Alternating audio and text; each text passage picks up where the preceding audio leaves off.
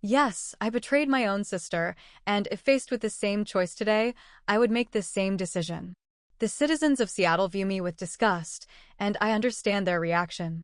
To them, I, Athena Morrison, am nothing but a traitor.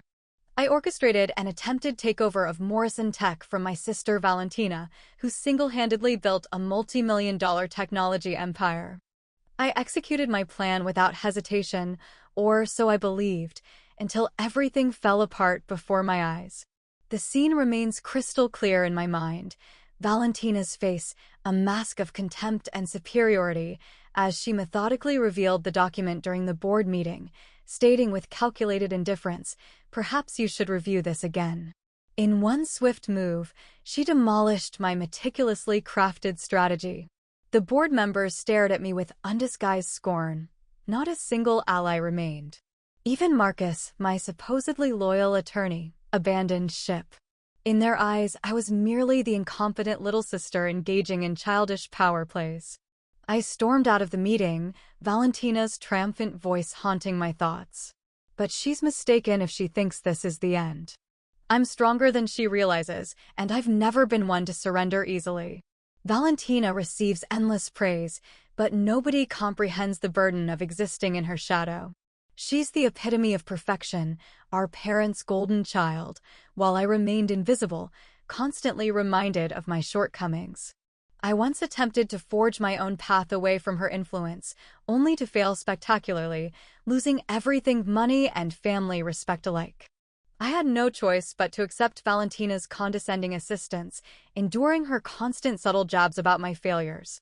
This isn't about greed, it's about recognition. I wanted Valentina to experience the pain I've carried for 3 decades. My actions were meant to make her understand my torment, to feel what I felt all these years.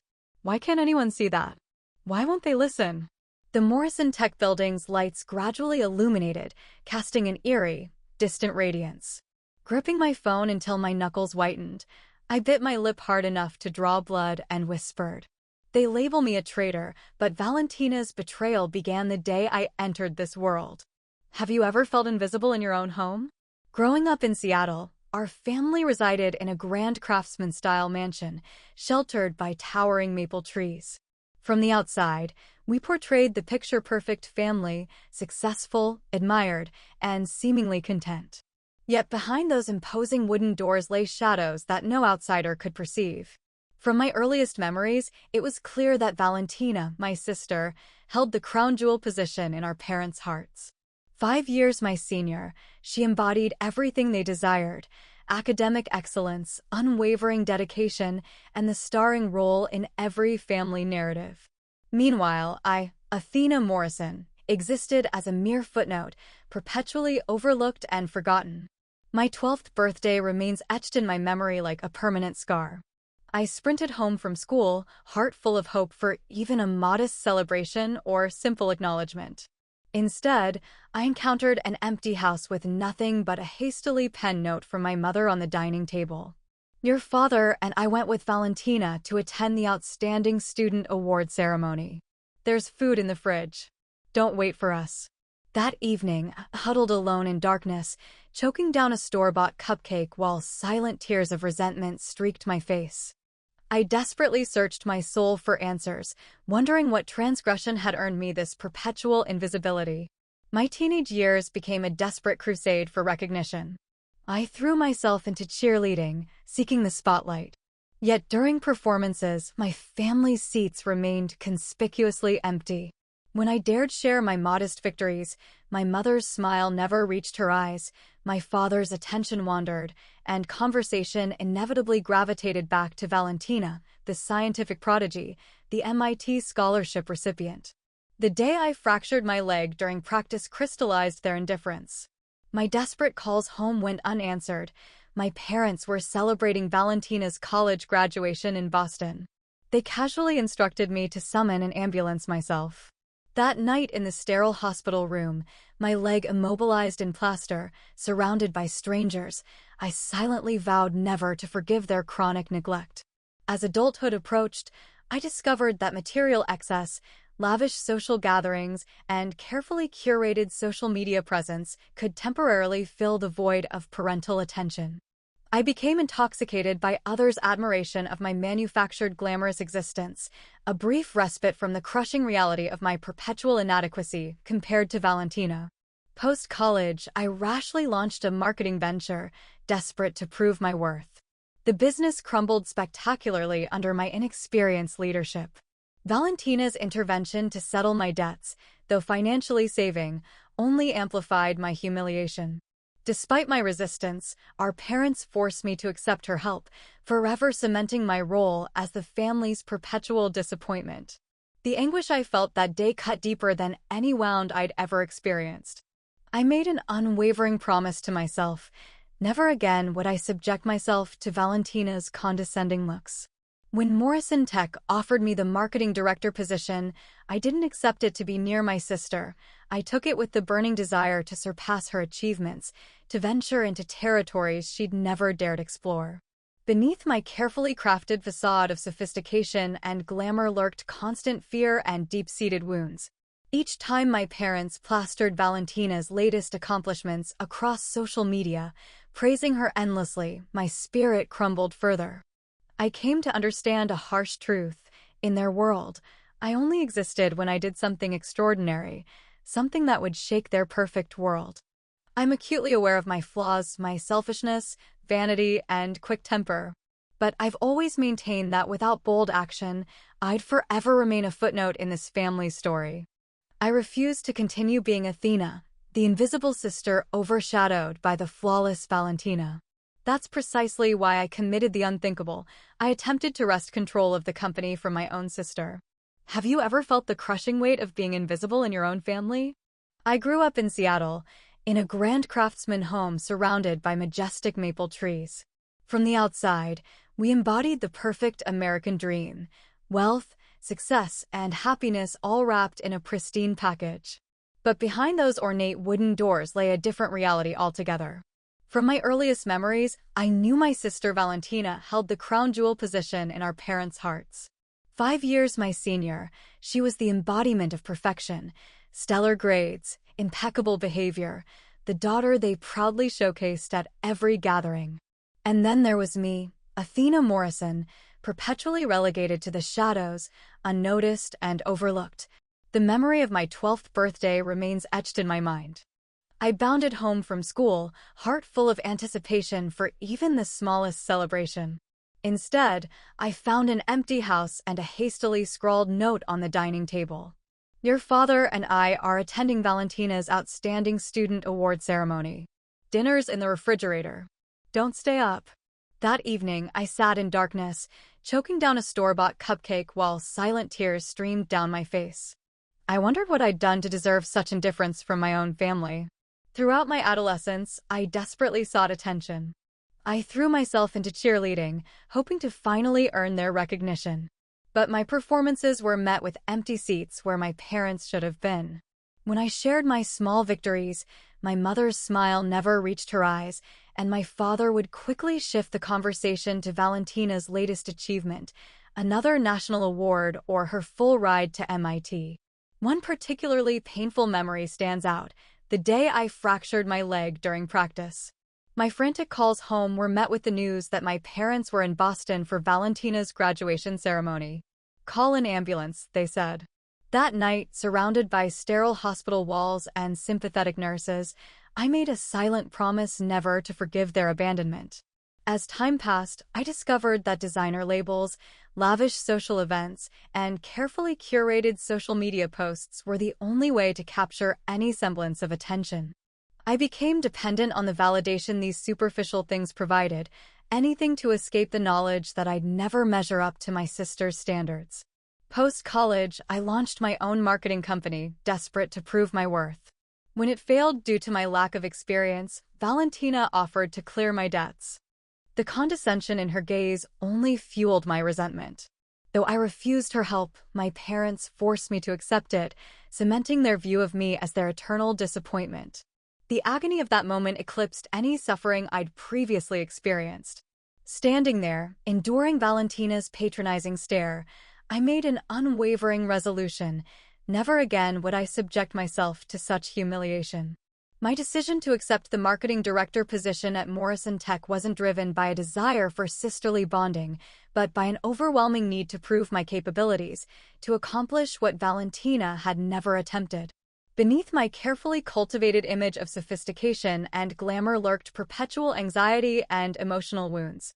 Each social media post from my parents celebrating Valentina's accomplishments felt like a dagger through my heart. The harsh reality dawned on me. In their world, I only existed when I did something extraordinary, something that couldn't be ignored. I'm acutely aware of my flaws, my selfishness, vanity, and impulsiveness. Yet, I'm convinced that without taking extreme measures, I would forever remain the forgotten child. I refuse to continue being Athena, the meaningless shadow of perfect Valentina. That's precisely why I committed the unthinkable. I tried to wrest control of the company from my sister. At an exclusive dinner event at the Four Seasons Hotel Seattle, I encountered James Cooper, the charismatic CEO of TechVantage Solutions. His demeanor immediately drew me in. The way he focused intently on our conversation stood in sharp contrast to Valentina's perpetual dismissiveness. "Athena, you're far more capable than others give you credit for," James remarked with a gentle smile, his piercing yet compassionate eyes meeting mine. "Your innovative thinking is wasted at Morrison Tech." For once, I felt valued, seen as more than just an ornamental presence. My clandestine meetings with James Cooper grew more frequent. He skillfully planted seeds of doubt, suggesting that Valentina's conservative approach stemmed from her desire to maintain control rather than foster company growth. "You know, Athena," he mused one evening, delicately rotating his champagne glass, "real recognition demands bold action. If you want to be heard, you have to make significant moves." Deep down, I recognized the moral implications of my intended actions. Yet, the prospect of finally commanding Valentina's respect proved too tempting to resist. I convinced myself that once I seized control of Morrison Tech, everything would change. Valentina would acknowledge my worth, my parents would finally express pride, and the label of useless little sister would disappear forever. When I strode into the boardroom to announce my takeover as CEO, my heart thundered against my ribs. I had meticulously orchestrated every detail, certain of my triumph. But watching Valentina effortlessly dismantle my plans with a previously unknown secret clause, I realized I was merely an amateur entangled in a sophisticated power play far beyond my comprehension. I stood before the board, fighting back tears, drowning in humiliation. Every face in that room reflected the same judgment. I was nothing more than a foolish girl who had just committed career suicide. I fled that meeting, my heart heavy with both anguish and burning resentment. In that crushing moment of defeat, I made a solemn vow. Valentina would never again emerge victorious. The days of being the weak, powerless Athena were over. I would stop at nothing to make her recognize that I wasn't the incompetent younger sister she'd always assumed me to be. They say the most devastating choices emerge from the depths of desperation. After Valentina's public humiliation at the board meeting, sleep became an elusive luxury. My upscale downtown Seattle apartment, once a sanctuary, now felt like a prison of shame and regret. The thought of returning to Morrison Tech, facing countless eyes that would now view me as nothing but a failed conspirator, was unbearable. The weight of it all threatened to crush me. My phone's sudden vibration cut through the silence, displaying James Cooper. After a moment's hesitation, I accepted the call. "Hello, Athena, I've heard about the situation." James's voice carried a gentle understanding. "I'm deeply sorry about how Valentina treated you in there." Fighting to maintain what little dignity remained, I whispered, "I suppose you think I'm a complete fool now?" A brief silence followed before James let out a soft laugh. "Actually, quite the opposite. Valentina's behavior was completely unwarranted. She's had an iron grip on Morrison Tech for far too long. Maybe this is precisely the catalyst the company needs, a breath of fresh perspective, a different kind of leader. Someone like yourself." His words were intoxicating. In my vulnerable state, I wanted nothing more than to embrace his support completely. Despite knowing James headed TechVantage Solutions, our biggest rival, I felt cornered. I desperately needed an ally, even if that alliance came with hidden motives. Our first face-to-face meeting took place at Canlis, where James had arranged a private dining space. Beneath the warm glow of candlelight, with Seattle's sparkling skyline as our backdrop, James masterfully stroked my ego. Throughout our meal, he continuously highlighted my capabilities while outlining his strategy to help me dethrone Valentina. "It's quite simple," James murmured conspiratorially. "Just minor alterations to the financial documents. Once Morrison Tech faces sufficient pressure, Valentina will have no alternative but to sell to TechVantage. And when that happens, I guarantee you'll be at the helm." I nervously nibbled my lip, my hands quivering with a mix of trepidation and anticipation. I recognized the dangerous territory I was entering, but my desperate need for validation and vengeance against Valentina clouded my judgment. "What's required of me?" I asked, barely recognizing my own timid voice. James flashed a confident smile. "Simply modify some figures, adjust some data entries. Leave everything else to me." So began my late-night visits to Morrison Tech's empty offices, secretly accessing the financial systems. My fingers trembled over the keyboard while my heart raced uncontrollably. I kept reassuring myself this was my only escape from Valentina's overwhelming shadow. After all, her actions had driven me to this point. I wasn't naive. The gravity of my actions and their potential repercussions weighed heavily on my conscience. Yet whenever doubt crept in, I recalled Valentina's dismissive glances and condescending demeanor. Her constant belittlement of my abilities only fueled my resolve. I rationalized my betrayal as a necessary evolution for Morrison Tech. The company had grown stagnant under Valentina's inflexible leadership, unable to innovate or adapt. I convinced myself that I wasn't being disloyal. Rather, I was liberating the organization from my sister's restrictive management style. However, in my heart of hearts, I recognized my true motivation. This was entirely about personal vindication. I yearned for our parents to finally view me as Valentina's equal, someone worthy of their pride.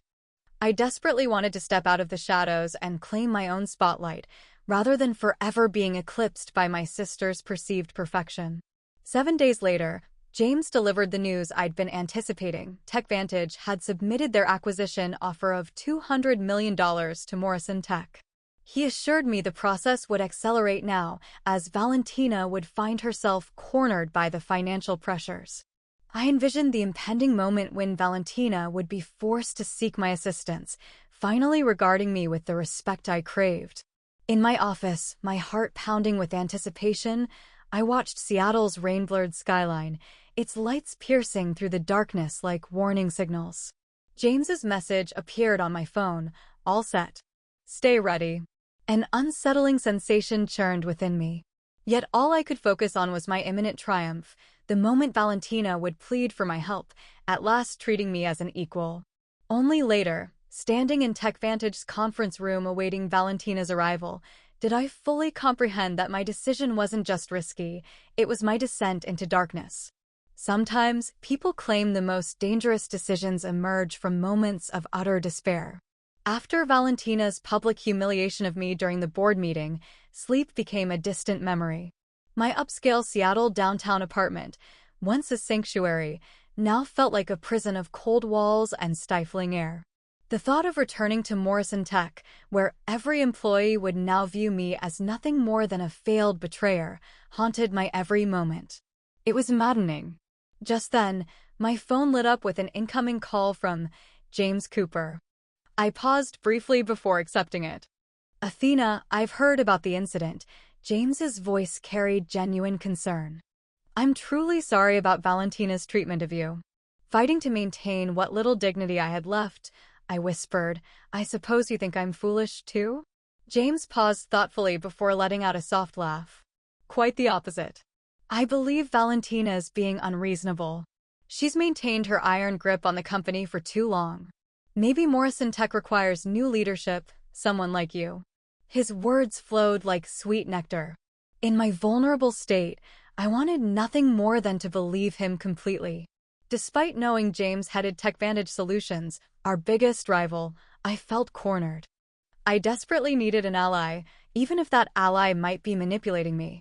Our initial meeting took place at Canlis, where James had arranged a secluded dining space.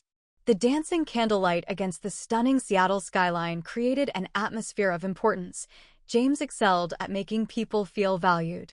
Throughout our meal, he continuously highlighted my capabilities and assured me his strategy would help me dethrone Valentina. The plan is simple, James spoke quietly. Just some minor modifications to the financial documents. Once Morrison Tech feels enough strain, Valentina will have no alternative but to sell to TechVantage. When that happens, I guarantee you'll be in charge. My lip quivered under my teeth, my hands shaking with a combination of anxiety and anticipation. I recognized the perilous nature of this arrangement, but my overwhelming desire for vindication against Valentina overshadowed any reservations. "Tell me what needs to be done," I whispered, barely recognizing my own voice. James flashed a self-assured smile. "Simply alter some figures, adjust some data entries. Leave everything else to me." Thus began my late-night visits to Morrison Tech's empty offices, secretly accessing the financial systems. My fingers trembled over the keyboard while my heart thundered in my chest. I repeatedly justified my actions by telling myself this was the only escape from Valentina's overwhelming presence. She had forced my hand in this matter. I wasn't naive. I comprehended the gravity of my actions with perfect clarity. Yet whenever doubt crept in, I recalled Valentina's disdainful expression from that day, her eyes filled with contempt. She had never acknowledged my worth, never deemed me capable. This only strengthened my resolve. I rationalized my actions by telling myself it was for Morrison Tech's benefit. The company had grown complacent, lacking any real innovation, and Valentina was too set in her ways to see it. I convinced myself that this wasn't betrayal. Rather, I was liberating the company from my sister's suffocating control. But in my heart of hearts, I recognized the real motivation. This was entirely for my own vindication. I yearned for our parents to finally view me as accomplished, influential, on par with Valentina. I craved universal recognition, tired of existing as an insignificant shadow behind her flawless facade. 7 days later, James contacted me with news that TechVantage had extended a $200 million acquisition offer to Morrison Tech. He guaranteed swift proceedings. Valentina would have no choice but to accept once she witnessed the dire financial statements. Seated in my office, my pulse raced uncontrollably. Beyond my window, Seattle was engulfed in rain, droplets cascading down the glass like harbingers of impending darkness. Yet in that moment, I could only focus on my imminent triumph. I fantasized about Valentina having to plead for my assistance, finally forced to regard me with respect. A notification appeared on my phone, an email from James. "Prepare yourself, Athena. We're approaching endgame." I found myself smiling unconsciously, completely oblivious that I had just crossed a critical threshold, a line from which there was no turning back. Only days later, as I stood in TechVantage's boardroom awaiting Valentina with mounting anticipation, did I realize my decision wasn't merely risky, it was the catalyst of my eventual destruction. After the catastrophic meeting concluded, I fled to my downtown Seattle apartment like a fugitive. The leaden sky released the city's signature perpetual rain, each drop striking the window pane, a haunting echo of my recent transgressions. This space, previously my opulent haven, now seemed more desolate and frigid than ever before. I sank into the cream leather sofa, complete exhaustion consuming my being. For the first time in what felt like ages, I permitted myself to crumble. Tears cascaded down my cheeks unrestrained, my composure finally shattering. Everything I'd valued, trust, dignity, my professional life, and my family's esteem, had slipped through my fingers. My phone vibrated insistently on the table, displaying my mother's name. Though I lacked the fortitude to answer, moments later, a brief message materialized. "Your father and I are aware of everything. How could you do this, Athena? You've brought us profound disappointment." Those few simple words pierced like daggers. I'd believed myself hardened to their disapproval, yet discovered I remained vulnerable to its sting. Sprawled across the white sofa in my designer-furnished yet emotionally barren apartment, I understood that all this extravagance had become meaningless. My gaze wandered across my once prized possessions, the luxurious Chanel purse, the distinctive red-bottomed Louboutin heels tucked within my closet. In an instant, they transformed into hollow symbols, lifeless artifacts unable to fill the growing void within. Sleep eluded me that night.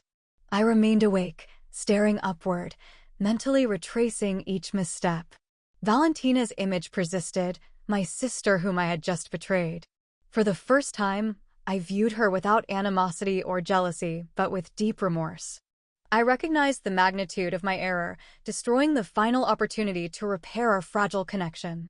As the hours passed, my isolation and regret intensified. I retrieved my phone, absently browsing old photographs. Centered in my gallery was the sole picture I'd preserved, a weathered snapshot from my 7th year. Valentina stood behind me, her arms embracing me protectively, wearing a gentle smile. In those days, she wasn't my competitor, but my guardian, my idol. Fresh tears flowed as I realized my consuming envy had destroyed this precious bond. The following morning brought an official correspondence from Morrison Tech's legal team. Immediate resignation as marketing director was required to avoid fraud allegations. They insisted on a confidentiality agreement, which I readily accepted, having nothing left to preserve. My signature on that document felt like the final nail, sealing the fate of my career, reputation, and any hope of familial reconciliation. The ensuing days became the bleakest chapter of my existence. I systematically dismantled my online presence, withdrew from my social circle, and shunned the lavish gatherings that had once defined my lifestyle. Within my dimly lit apartment, I became a recluse, paralyzed by the prospect of encountering knowing glances from acquaintances. Every glamorous photograph I'd ever shared became a source of shame, tangible proof of my superficiality. In the early hours one morning, as I sat motionless beside my window, observing the city stirring beneath a blanket of fog, my phone illuminated with a message from Valentina. A simple, brief line appeared.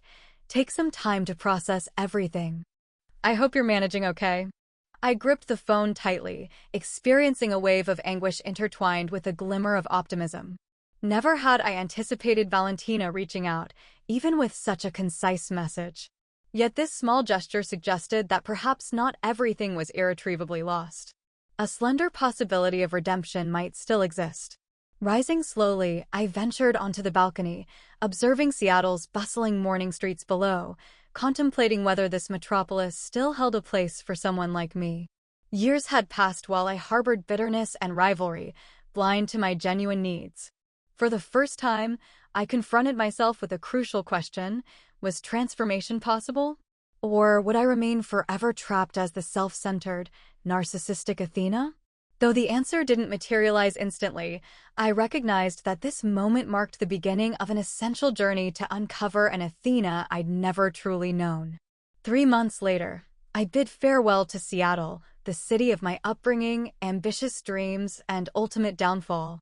I relocated to Ashland, a modest Oregon town, hoping its distance would help fade my pain and its tranquility would facilitate a fresh start. My rental house, situated beside a serene lake, stood in stark contrast to my previous luxurious apartment. Each dawn found me on the porch, sipping strong coffee, watching morning mist dissolve from the lake's mirror-like surface. I'd severed all ties with social media, erasing every remnant of my former artificial persona. The parties, designer possessions, and superficial adoration vanished, leaving me no choice but to embrace solitude. One afternoon, after careful consideration, I composed a message to Valentina. "Valentina, I understand if you never wish to hear from me again. But I need you to know how deeply sorry I am. Your forgiveness isn't necessary. I simply want you to know my genuine remorse." I expected silence. Yet 2 days later, an unexpected reply appeared that left me stunned. "Athena, I've always hoped you'd find your way. Despite everything, you remain my sister." I read those words countless times, tears silently coursing down my cheeks. While it wasn't complete absolution, it confirmed she hadn't entirely abandoned hope for me. A week later, a handwritten letter arrived bearing my father's distinctive penmanship. With quivering hands, I broke the seal. Inside lay a brief note. Athena, your mother, and I have done considerable soul-searching about recent events. We've all made our share of mistakes. Know that our love remains unchanged, regardless of your belief. Time heals, and I trust that eventually, everything will find its place. Your father. I held the letter close, feeling the weight of guilt and anguish finally beginning to lift. Though complete reconciliation with my family remained distant, I now possessed something invaluable, a spark of hope. As days merged into weeks, I discovered contentment in life's simpler moments. The local community center became my sanctuary, where I taught art to young, eager minds. For once, I felt liberated from the burden of validation. True joy emerged from witnessing children's uninhibited laughter and their proud displays of modest artwork. During a small-scale art showcase at the center, I caught sight of Valentina observing from afar. Her eyes held a complex mixture of warmth and hesitation, conveying years of unspoken emotions. Though no words passed between us, that momentary exchange spoke volumes, offering the silent absolution I'd yearned for. Later that evening, seated on my porch beneath a canvas of stars, I contemplated my journey. I'd been cast as the villain, faced widespread contempt. But had I truly deserved such harsh judgment? Or was I merely a woman imprisoned by the invisible chains of societal expectations, forever fearing irrelevance? Perhaps I'm not exemplary, but I've embraced authenticity. Life's greatest tragedy, I've learned, isn't failure, but sacrificing one's true self for others' approval. Drawing a deep breath, I acknowledged the extensive path ahead towards self-discovery. Yet now, hope illuminated my way, guiding a more genuine Athena, perhaps more vulnerable, but paradoxically stronger. To you, my story's witness, do you believe I merit forgiveness? In my position, could you rebuild after such profound mistakes? If my narrative has prompted reflection, please share your thoughts in the comments below. I genuinely value your perspective. Consider hitting like if my journey resonates and subscribe for more stories, imperfect yet meaningful. Remember, mistakes are universal. What defines us is our resilience in their aftermath. Thank you for listening. I'm Athena, and this was my story.